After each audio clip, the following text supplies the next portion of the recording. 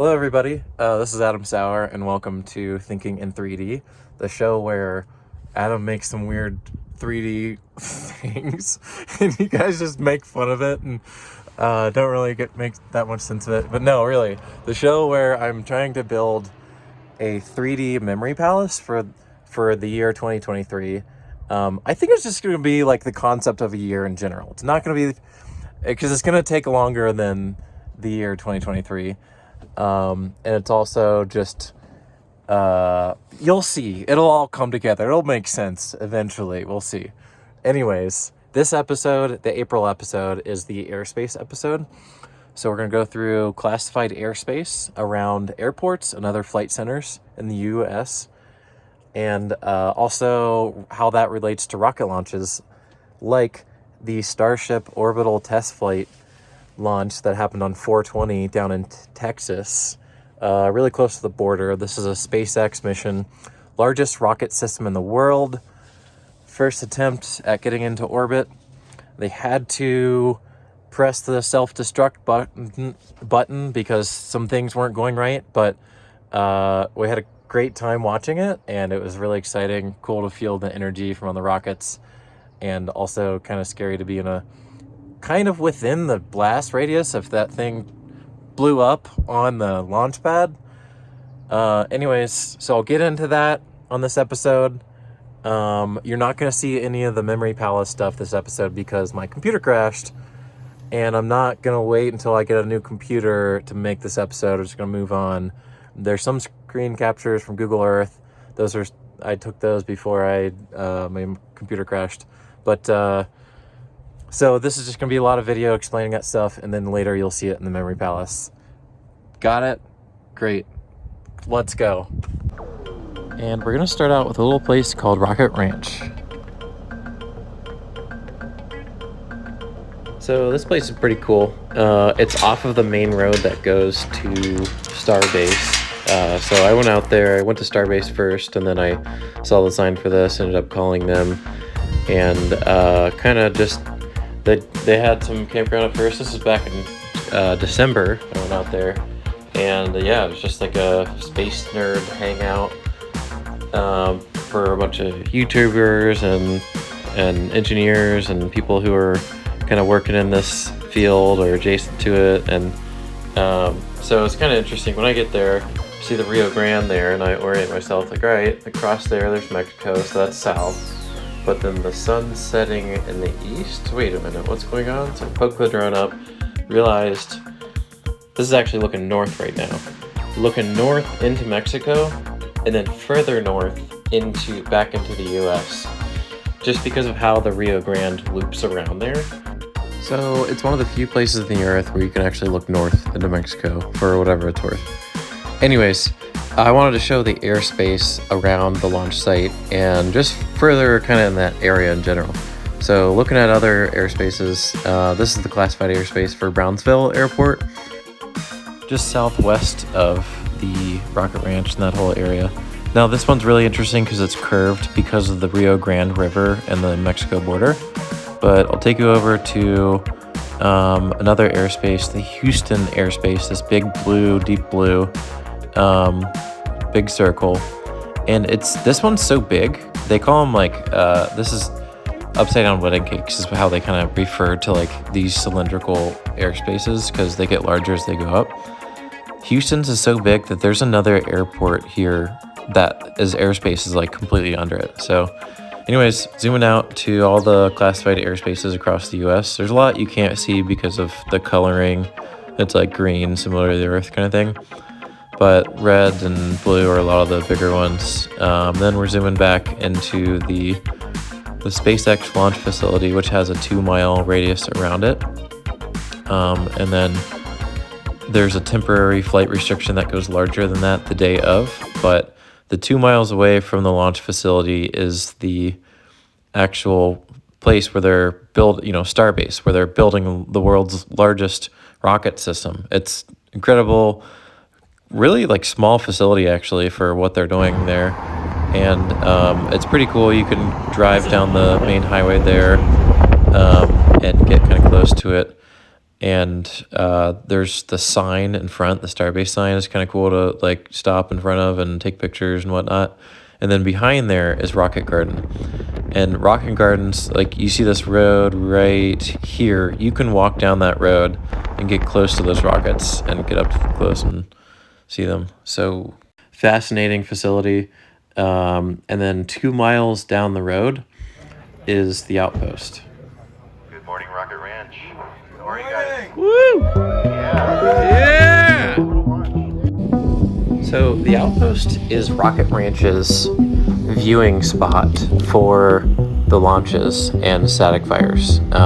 It's a shipping container, a little office up there, and a platform to stand on and watch. And then there's a bunch of other spots people will watch from just on that lot.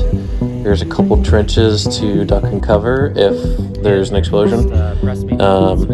And then, you know, press comes there, fans, nerds, space nerds, musicians and artists, and just all kinds of people. We don't have runways on the moon or Mars.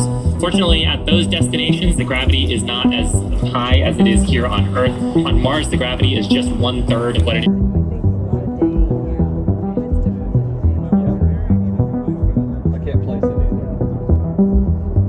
So, like I kind of mentioned earlier, initially I came out there in December because last fall they were hinting at doing a launch then, and so I was just starting van life, and I'm like, you know what, I'll just drive down there. I know they cancel it every now and then, but we'll see. You know, they're still working on their first full orbital launch. So I go down there. They end up delaying the launch a few more months, but I got to watch the static fire of the first stage, so with all 33 engines. And I think it was, maybe 30 of the engines lit up, and it was still the most powerful, like, combination of thrust that's ever been produced.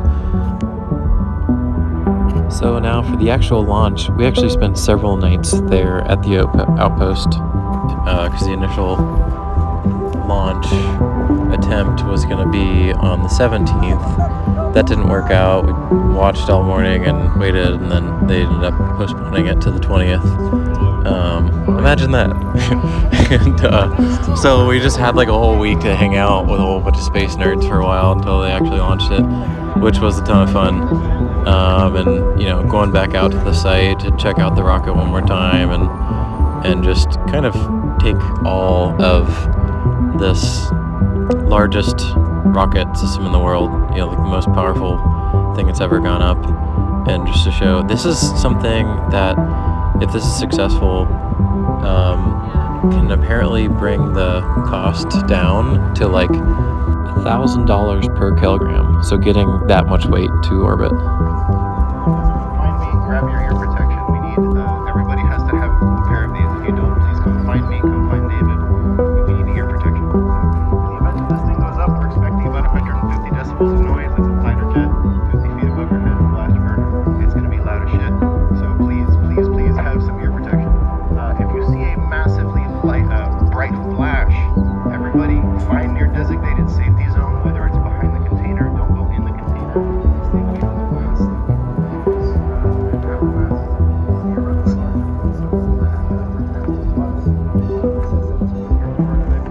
If you're in that area, please run behind the containers. In the event of a blast, you'll have about 16 seconds to find cover. That's how long it's going to take for that shrapnel and its noise to find its way over here. So please, please, please find cover. If you do see a flash and that starts to explode. So I admit some of that audio is kind of hard to hear. Basically what Anthony was saying and what I gathered from a lot of different conversations in that event is we are 4 miles away from the launch site. And this is going to be loaded down with methane and oxygen. If it blows up on the pad, it's going to be a really big explosion. Potentially, one of the things I heard was it would be the largest non-nuclear man-made explosion ever. And I was like, is that true? I don't know if that's true. But the idea was we have 16 seconds, if it does blow up, to duck and cover and run to the trenches and that kind of stuff. Which we had all signed waivers acknowledging all this. So this is known way ahead of time, but he's just kind of reminding us like, hey, just be cognizant. You know, this could happen. This could go wrong. We don't expect a blast to be, you know, what too powerful, but it could happen. It might, you know, come this way. So here we are, the moment, the wonderfully caught on Adam's camera that he's holding, looking through one eye while looking at the rocket launch live in the other eye. I caught it a little bit. Here we go, right there. This is it. This is what we all came for. It's climbing. That's so cool. Holy shit! It's going up. Oh my god! It went into the clouds. Wait a minute. The way that the launch just happened to work that day was that basically the hey there, buddy. From our vantage point, the clouds are in the way of the launch. So rocket goes up into the clouds. Shit! We can't see it anymore. So if it blows up, my god! we're just gonna get hit with that shockwave. So that was a little frightening, but also kind of like this moment of, well, we're here. This is a pretty cool experience. Don't panic. Just watch it go, see what happens, kind of thing. And luckily, it made it up past through like the idea was to clear the launch pad and launch tower. It did that. It shuffled sideways for a little bit, went up, and ended up making it like 25 miles before they had to self-destruct it. So in our minds, it was a success. We were fine. Everyone had a party. Great day. 420. Even this guy right here. He was having a rad time on 420, right, guy? He says yes. And then a few days later, they opened up the road. So Rocket Ranch has this Oshkosh like military vehicle that looks like a moon crawler. So we fired it up and took it out to go check out the damage, see what had been done, and then maybe grab a few souvenirs. What I call the 70-degree line. It's just south of Tampa, where even the coldest part of winter, it's still 70 degrees.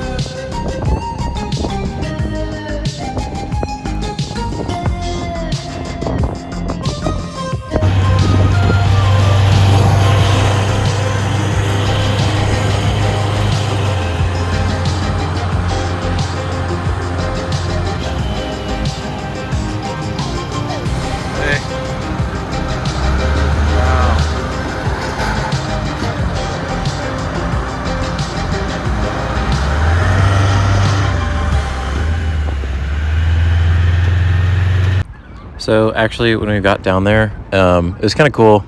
Lots of people were just exploring, checking out the wreckage, and there were a lot of scraps that had blown out. So we were all kind of just picking up stuff and being like, "What's this?" and taking home some souvenirs. So yeah, because there's a lot of like the launch pad itself that blew out to the local area, probably like 1,000 or a couple thousand feet from the site, not like miles. So it was cool. We found we thought it was a meter, ended up being an infrared camera. I found one, and then one other guy found one, and they were like outside of the SpaceX like property, so it was just something that we were all exploring. Other people's were picking up their handheld cameras or like things they had left to try to record the launch. So it was kind of cool to see. And then just take this apart.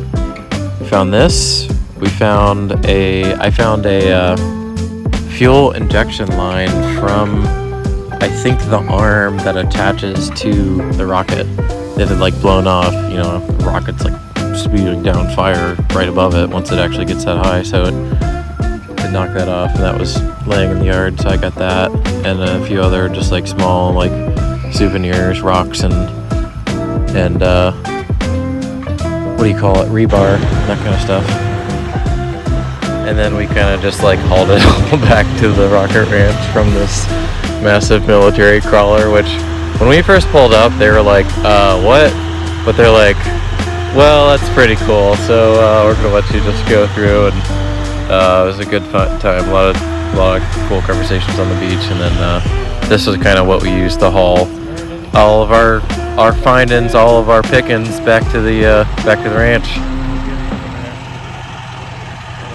So I hope that gave you a good glimpse of how airspace works a little bit, maybe, and then also a bit about the Starship rocket that is going to be going through several more tests this year. They're rebuilding the pad right now. Rocket Ranch is a great place to go check out if you're in the area, checking out the Starbase. But yeah, that's it for this episode. I'll probably put something, when I actually get a computer and get stuff going, I'm going to put that upside down wedding cake thing in there for the airspace for the April episode, and probably some more like footage and memories and stuff, whatever. So that's all. Hope you enjoyed, and I'm leaving you with the Skydio drone as it does its landing down onto the barge that we take out to get to the outpost. That was painted by Sunset, one of the artists there at Rocket Ranch, and to look like a autonomous landing drone ship. So here we go.